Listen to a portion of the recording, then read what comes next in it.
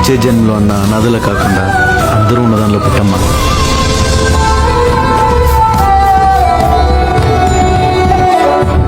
రే భాష, నువ్వేంట్రా? నువ్వు ఇక్కడ?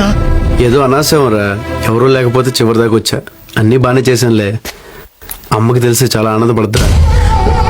నువ్వు ఆవిడని చూడలేదా? లేదురా. ఆవిడే మీ అమ్మరా? మా అమ్మేంట్రా? మా అమ్మేంటి? అసలు మా అమ్మ చచ్చిపోతా?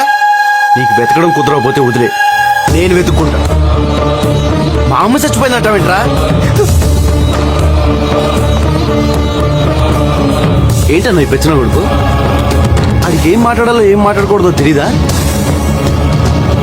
ఆవిడ మా అమ్మ అంటాడేంటనా? అసలు మా అమ్మ ఎందుకు చచ్చిపోతానా?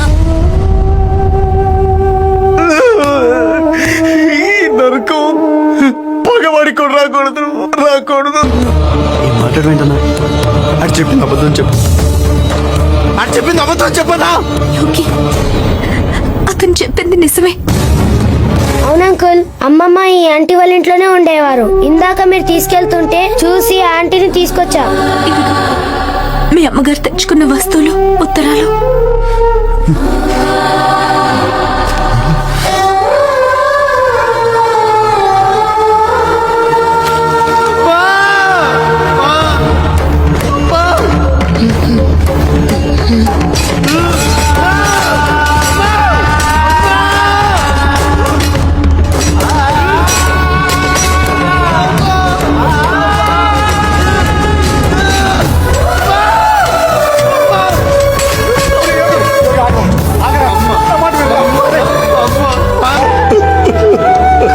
అమ్మన్నా, మా అమ్మ